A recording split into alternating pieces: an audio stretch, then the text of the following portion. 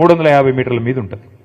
ఎందుకు చెప్తా ఉన్నా ఇదంతా అంటే, ఇప్పుడు మీరందరికీ వ్యవసాయం పట్ల కనుక అభిరుచి ఉన్నా, వ్యవసాయం పట్ల కనీసం అవగాహన ఉన్నా మీకు తెలుసు, ఒక రైతు తన పొలంలో బోర్వెల్ వేస్తే బోరుకు మరి గ్రౌండ్ వాటర్ లాగాలి, భూమి అడుగులో ఉన్న నీళ్ళని పైకి లాగాలి అంటే బోరింగ్ వేసి, పైపింగ్ వేసి, కేసింగ్ వేసి మొత్తానికి మోటార్ పెట్టి నీళ్లు గుంజాల. 3 HP మోటారో 5 HP మోటారో ఇంకా పెద్ద మోటారో పెట్టి మొత్తాన్ని నీళ్లు లాగుతాం పైకి.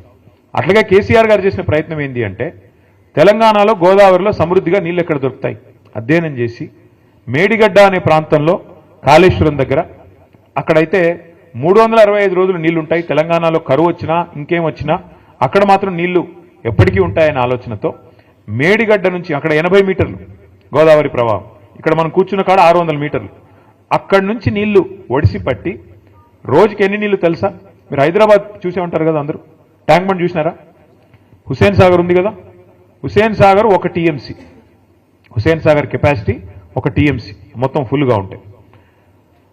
ఈరోజు కేసీఆర్ గారు చేసిన కాళేశ్వరం ప్రాజెక్టు వల్ల జరిగింది ఏమంటే, మేడిగడ్డ దగ్గర 80 మీటర్ల స్థాయి నుంచి 618 మీటర్లు ఉన్న కొండపోచమ్మ కాడికి రోజుకు 2 హుసేన్ సాగర్లు, ఒకటి కాదు 2 TMCల నీళ్లను తీసుకొచ్చే అద్భుతమైన ప్రాజెక్టు కాళేశ్వరం ప్రాజెక్టు.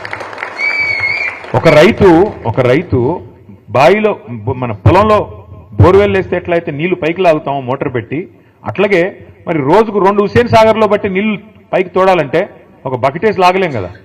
పెద్ద బాహుబలి మోటార్లు పెట్టి 140 మెగావాట్ల మోటార్ ఒక్కొక్కటి, అట్లాంటి 21 పంప్ హౌజులు, 19 సబ్స్టేషన్లు ఉన్నాయి కాళేశ్వరం సిస్టంలో. దానివల్ల అక్కడ గోదావరి 80 మీటర్ల నుంచి తీసుకొని ఒక్కొక్క స్టేజ్ ఎక్కిస్తూ మధ్యలో 300 మీటర్ల కాడికి మిడ్మానర్ తెచ్చి అక్కడి నుంచి పైకి తెచ్చి అట్లా 15 రిజర్వాయర్లు, అట్లా 19 పంప్ హౌజులు, 21 సబ్స్టేషన్లు, 100 కిలోమీటర్ల గ్రావిటీ మన సొరంగ మార్గాలు, 1000 కిలోమీటర్ల గ్రావిటీ ఛానల్స్, ఇవన్నిటి సమాహారం కాళేశ్వరం. 3 బ్యారేజీలు, ఇవన్నిటి సమాహారం కాళేశ్వరం. అట్లాంటి ప్రాజెక్టు కాళేశ్వరం ప్రపంచంలోనే అతి పెద్ద లిఫ్ట్ ఇరిగేషన్ ప్రాజెక్ట్ ఎక్కడ? ప్రపంచంలో, భారతదేశంలో కాదు. ఎక్కడ ఉంది అంటే మన తెలంగాణలో ఉంది, దాని పేరు కాళేశ్వరం. ఇవాళ కేసీఆర్ గారు చేసిన బృహత్ ప్రయత్నం వల్ల, భగీరథ సంకల్పం వల్ల, మరి అప్పుడెప్పుడో శివుడు గంగను భూమి నుంచి దివికి దింపారంటారు, ఇది ఆకాశం నుంచి కిందికి తీసుకొచ్చారంటారు. కానీ కేసీఆర్ గారు చేసింది ఏం తెలుసా?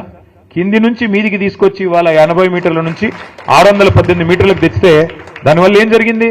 ఒక రైతుల పొలాలకు నీళ్లు మాత్రమే కాదు, మార్గ మధ్యంలో ఉండే అన్ని గ్రామాలు, అన్ని పట్టణాలకి మంచినీళ్ళు. అట్లాగే ఇప్పుడే నేను మీకు చెప్పాను, హైదరాబాద్ మహానగరం 535 మీటర్ల మీద ఉంటుంది. ఇప్పుడు మనం కూర్చున్న ప్రాంతం కొండపోచమ్మ సాగర్ 15 TMCల సామర్థ్యం, అంటే 15 హుసేన్ సాగర్ల సామర్థ్యం. కొద్దిగా కిందికి పోతే మల్లన్న సాగర్ 50 TMCల సామర్థ్యం, అంటే 50 హుసేన్ సాగర్లతో సమానం. ఈ రెండు కూడా హైదరాబాద్ నెత్తి మీద కుండబెట్టినట్టే. ఈ రెండు శాశ్వతంగా హైదరాబాద్ అనే మహానగరానికి ఇవాళ 1 కోటి జనాభా ఉన్నారు, రేపు 3 కోట్లైనా ఇబ్బంది లేకుండా రాబోయే 50 సంవత్సరాలు హైదరాబాద్ మహానగరం యొక్క తాగునీటి గురించి కూడా ఆలోచించిన ఒక దార్శనికుడు, విజనరీ లీడరు మన నాయకుడు కేసీఆర్ గారు. తాగునీరు, సాగునీరు, మార్గమధ్యంలో ఉండే ఇండస్ట్రీలకు నీళ్లు, ఇన్ని రకాలుగా ఆలోచన చేసి ఆ గోదావరిలోని ప్రతి నీటి బొట్టును ఒడిసిపట్టి నీళ్లు తీసుకొస్తే ఇవాళ ఆ కేసీఆర్ గారి మీద CBI కేసు. మాట్లాడితే తెల్లారులేస్తే బీజేపీ, కాంగ్రెస్ కత్తులు దూస్తారు. రాహుల్ గాంధీ గారు ఏమంటారు? CBI అనేది మోడీ గారు జేబు సంస్థ అంటాడు. మరి ఇక్కడ రేవంత్ రెడ్డి గారు ఏమంటున్నారు?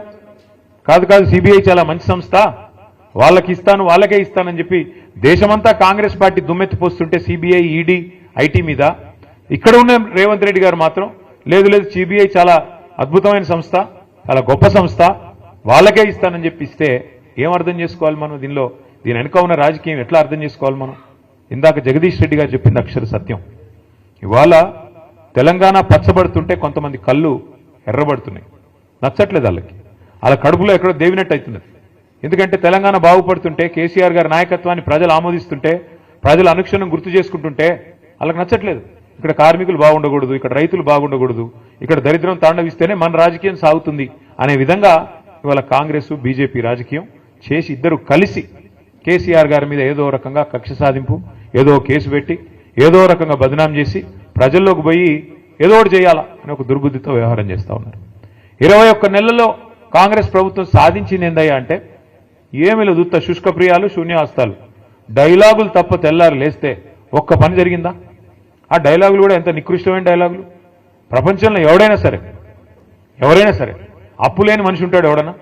ఉన్నారా ఇక్కడ ఎవరన్నా? ప్రభాకర్ గారు మీకు అప్పు